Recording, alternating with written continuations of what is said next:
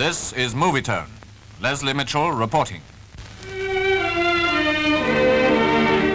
These pictures of Stalingrad, taken early this year, have just been received.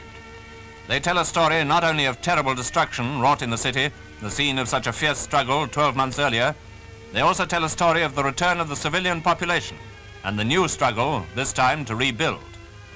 40,000 buildings had been demolished, but already 250,000 people were there fighting to bring the city and its factories back to life again. The Red October ironworks, where the most bitter fighting in all the defense of Stalingrad took place, were in ruins.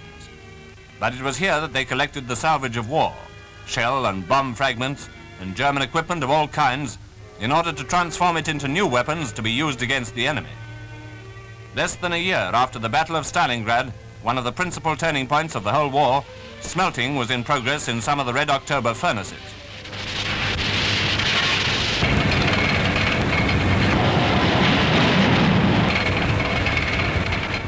At the same time, many schools had been rebuilt or reopened, and classrooms were full again. Most of these children had actually experienced the horrors of war. Some had been wounded, some were orphans, all had lost their homes. For them, life starts again, as indeed throughout the city. The running of the first tram was obviously an event. At this time there was only one line in operation, but passengers crowded on board, anxious to tour the scenes of so many epic battles.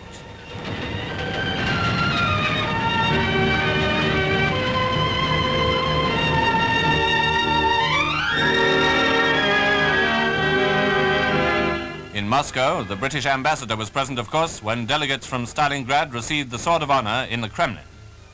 Marshal Budyeni performed the handing over ceremony on behalf of Marshal Stalin, and King George's magnificent gift, the token of Britain's admiration for the defenders of Stalingrad, was formally presented. It was accepted as a symbol of the growing fighting cooperation of the peoples of the Soviet Union and Great Britain.